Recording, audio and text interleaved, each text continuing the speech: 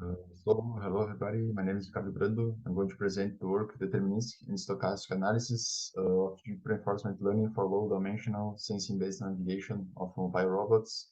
Is a work from Federal University of Rio Grande in the context of the Hydro project.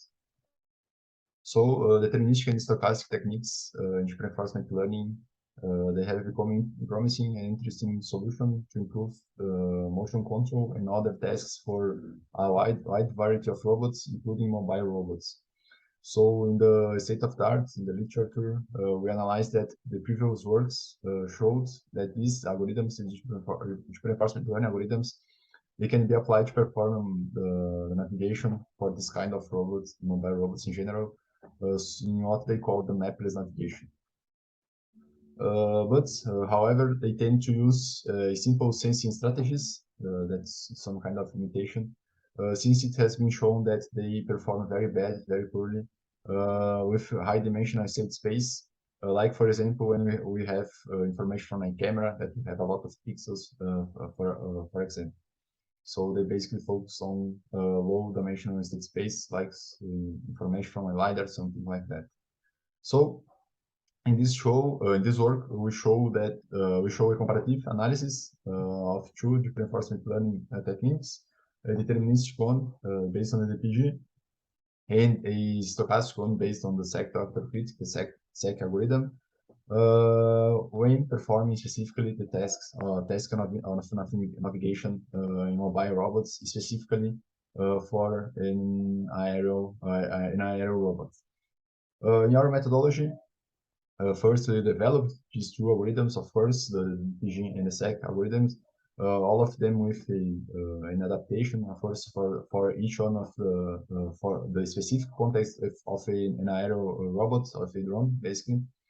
It was created two environments to train and test our models. Very simple environments. The first one is basically a wallet scenario, a square wallet scenario. And the second one, like that, just like that, but with 4 obstacle more to make it a little more complex. Also, we use like the work proposed simple sensing with we use the LiDAR, basically sensing for this vehicle with 20 samples gathered from the total amount of 1080 samples. We also developed six distinct structures for our analysis. So these algorithms are based on the actor-critic idea, a neural network for each one of them. So to perform our analysis, we've made a variation of the neural network to analyze how this variation of the actor network would perform the learning, would perform the performance overall. And for each one of these structures, we use the same critical neural network. The first 4 models that we created are basically fully connected model based on multi-layer perceptron. The first with 2 hidden layers, 212 neurons, ReLU activation. The second with 3 reading layers, the third with 4 reading layers, and the fourth with 5 reading layers. Each one of them, like I said, with the same critical neural network that has 3 reading layers with a multi-layer perceptron, basically fully connected. 3 reading layers with 512 neurons. That was the main core of our evaluation, our analysis. We went to vary the actor neural network to see how that would increase or decrease, affect the performance overall. But we also try to bring to our analysis two more distinct neural network architectures. The first one based on recurrent neural networks, basically created in LSTM structure with 32 cells, and use it as our 50 structure, 50 model of our agents. And we also developed a model based on convolutional neural networks to also bring this analysis with a even more complex structure based on convenience. So the evaluation for each scenario that we created, we performed evaluation of each model and for each algorithm, of course. We collect a lot of information. We try to collect as much information as we could to perform this extensive analysis. So we gather information from the time, gather information from the distance, for example. This evaluation was done in two-fold manner, basically in two ways, with two distinct tasks. The first one is a very simple goal-oriented navigation. So we ask the robot to go from starting point to a target point. That was the first task.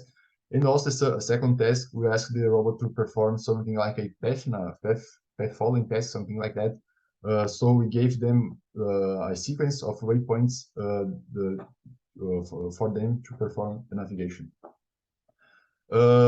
These two tasks for each agent and for each approach, for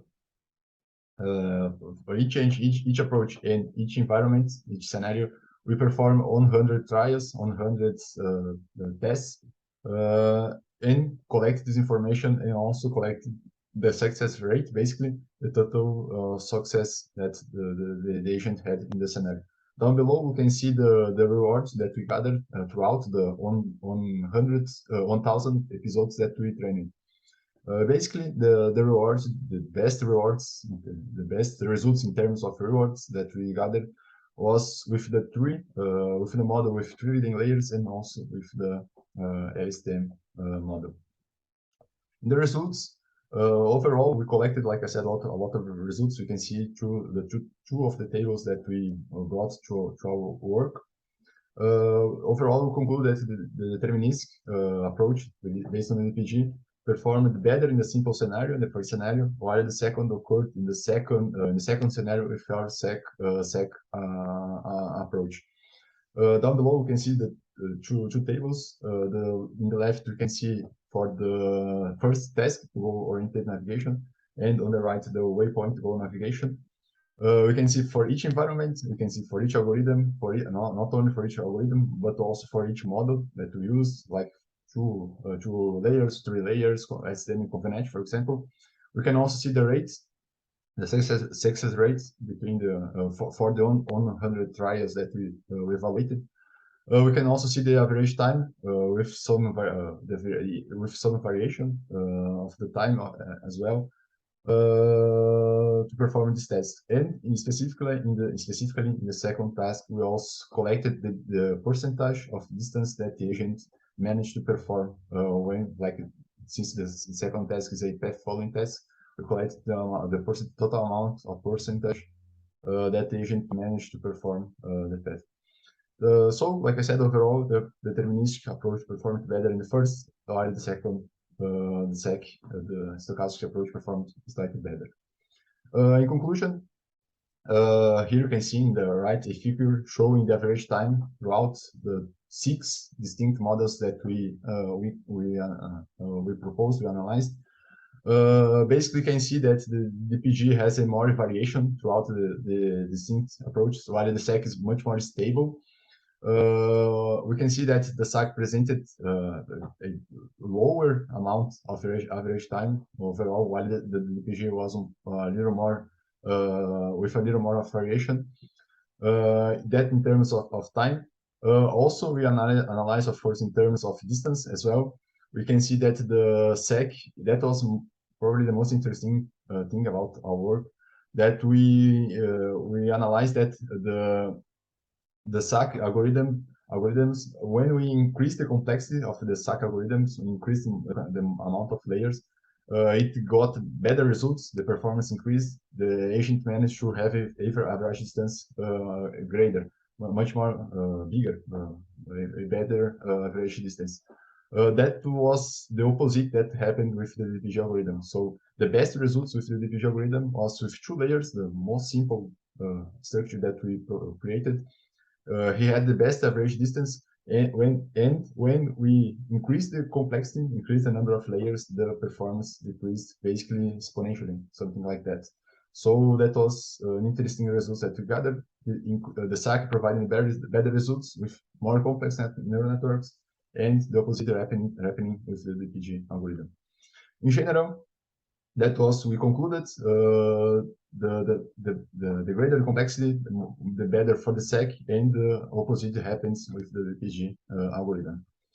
The limitation, of course, seems to be close to the convolution model that we created. The convolution model that we created was not good, specifically in terms of average time, average distance.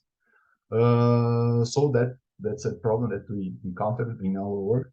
And we found a solution with contrast-driven neural networks that we are already working, we're already planning to do future roads as well. So that's it. Thank you for your attention.